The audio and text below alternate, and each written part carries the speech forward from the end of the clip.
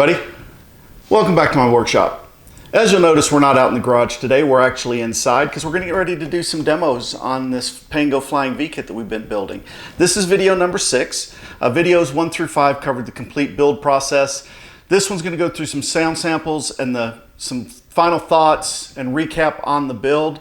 And then the final video in this series, which will be coming a little bit later, is when I upgrade the electronics. So let's talk about the guitar a little bit. So as mentioned earlier in this build process on the first couple videos, what I wanted to do is kind of keep a running total of the guitar as we went through to give somebody an idea of if they were buying this kit, what they could expect. So total cost right now is $291. That includes the price of the kit. It includes the locking tuners that I put on it because like I said in the last video, I did not want to use the cheap tuners that came with the kit. But all the other electronics on the guitar, the pickups, the wiring harness, the control pots, all of that are the stock pieces. That price also includes if you had to go out and buy the supplies at full price. For instance, I don't quite have $291 in it because I already had a lot of grain fill on hand, so I didn't have to buy more grain filler. Same with sandpaper, things like that. I didn't have to buy a lot of those consumables or the glue to glue the neck joint together, anything like that. I didn't have to buy all that because I had it already on hand from the other builds that I've been doing. But to get the guitar to this point right here, like I said, $291. It's come out really nice. There are some flaws in it, and we talked about that a little bit on the top where there's some pitting on the veneer, and I didn't want to sand it too much because it is a very thin veneer on this guitar. But with what I've got, it came out really nice. The guitar came out weighing at 6.6 pounds, so super light, no neck dive. I'll show you that here in just a little bit. I'll put a strap on and show you that there's really no neck dive at all with this guitar using a wider guitar strap. Time-wise, hands-on work on the guitar, I've done about 14 hours worth of work on it. That included, temp fitting the neck or test fitting the neck and gluing it in took like an hour. I did about 4 hours of sanding on it before I did the finish. The finish on the top, of course, I about 30 minutes to put the black on, then I had to wait 24 hours for that to dry before I could sand it back. Then I put the red and the yellow on, had to wait 24 hours before I could sand that back a little bit before I could hit it with the sealer. And then of course I had to wait for that. The paint took about, and then after the top was done, I did about another hour's worth of sanding, final sanding, just going over the guitar, making sure everything was the way I wanted it to be. And then I hit it with paint. Paint took about an hour and a half. And then of course I let it set for 24 hours. And then I did the clear coat. Clear coat took about an hour and a half. I let that set for 24 hours. So you can see I've got 4 days of time where I had to just wait and let things happen. For instance, after gluing the neck in, I waited 24 hours before doing anything else and taking the guitar out of the clamps. So about 4 days of downtime, waiting for things to dry, waiting for things to cure, 14 hours of hands-on time on the guitar. What I did not do to this guitar, I did not do a level crown and polish on the frets. I wanted this to be something that if somebody pulled it out of the box and wanted to go just like it is, it's very playable. The frets are a little gritty, but they're not bad. There's no dead spots as I move up and down the neck on all 6 strings. There's no dead spots. I've got the action set very low. Right now I've got it set for 0.070 on the high E and the low E, and I'm not getting any buzz whatsoever. I'll be able to get a little bit better once I do the full level crown and polish that I'll do on this when I upgrade the electronics. So that's pretty much a rundown on the guitar. I'm really happy with it. I've been playing it now for a while. It stays in tune extremely well. I did a little bit of work on the nut. It's a plastic nut. I did file the slots a little bit to widen them up just a little bit because they were binding as I got it. Also, I angled a couple of them a little bit to allow a straighter pull on the string as it goes through the nut, especially for the high E and the low E because they're coming off the nut and immediately breaking to the left and to the right to get to the tuners. But overall, very happy with the guitar. So as you can see, no neck dive at all. I was really happy with it, even though as light as it is.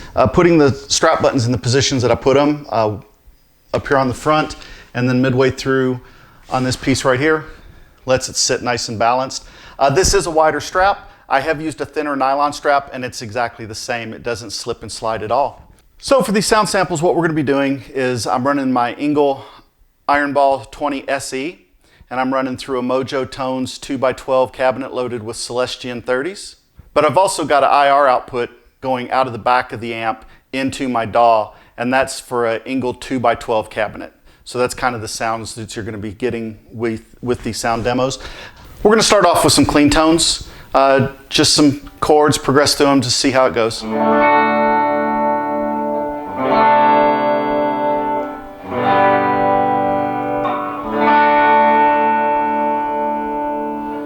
That's the bridge. Here's the middle.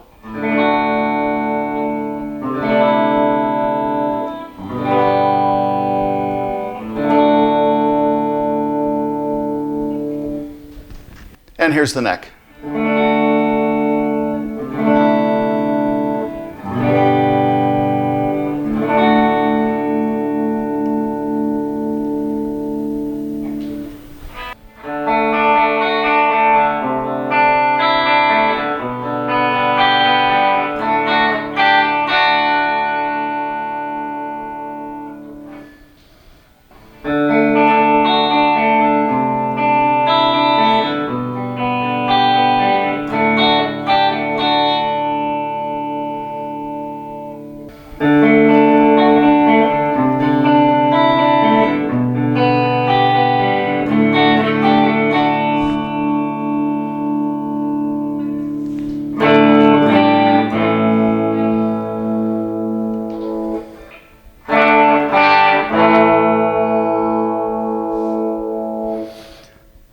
So that kind of gives you some ideas of what the pickups sound like at clean. They've got a really nice sound to them. I even like the neck in the clean position on this. It doesn't get too muddy.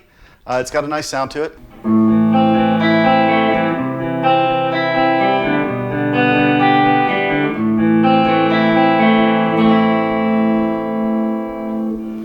So it's got a nice full sound to it. I really like it. Let's go ahead and run through some gain sounds now.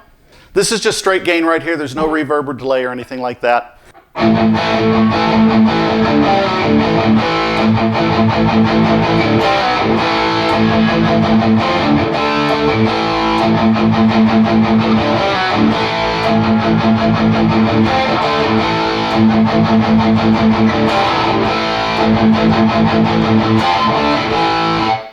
Middle position.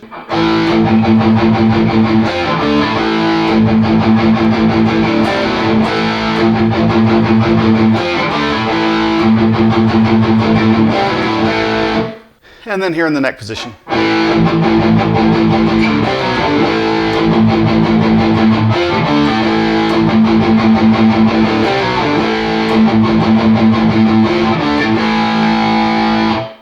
So you can see it muddies up a little bit, but not too bad. It's still got a pretty good sound in the neck.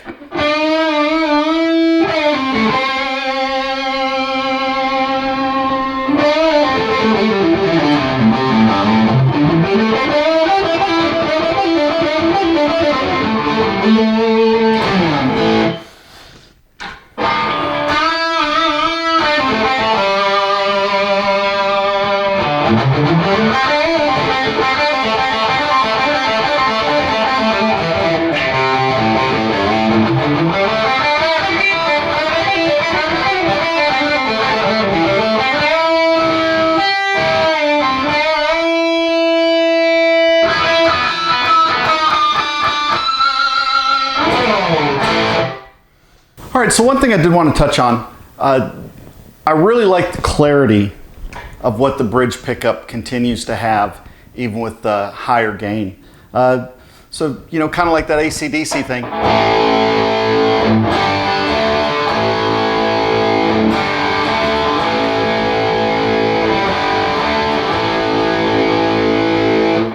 You still get that ringing out of the notes.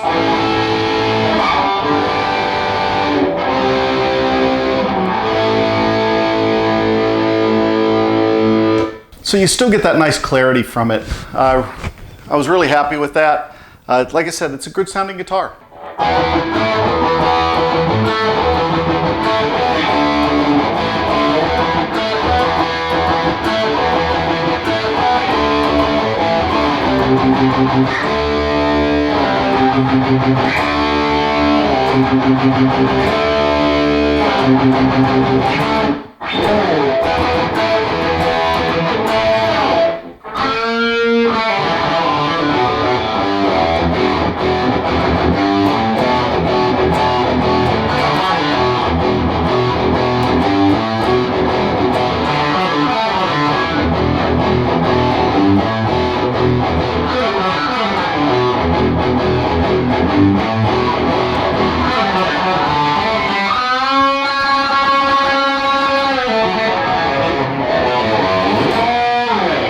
So those are the sights and sounds of the Pango Music Flying V.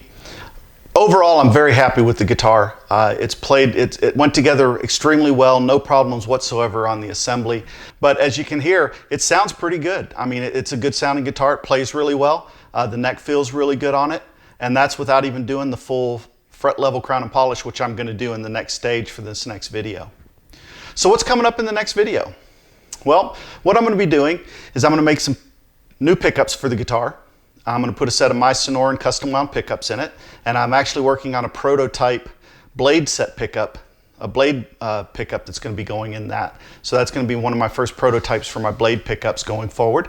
So we're going to see how that goes. We're also going to put a whole new wiring harness in with good CTS 500K pots, good wiring, because as you remember from the last video, the wiring was pretty atrocious. It broke like 4 or 5 times while I was soldering the harness in. So I want to make sure I've got a good quality harness in there with a good quality switch and a good quality input jack. But that's what's going to be in the next video. All right, that's going to wrap up this video. I hope you've liked what we've been doing in this series so far. It's been a real enjoyable series to work on. I hope it's helped some people, especially folks that are thinking about buying a kit guitar, to kind of delve into it. I've seen some reviews where people have had some issues with the kits.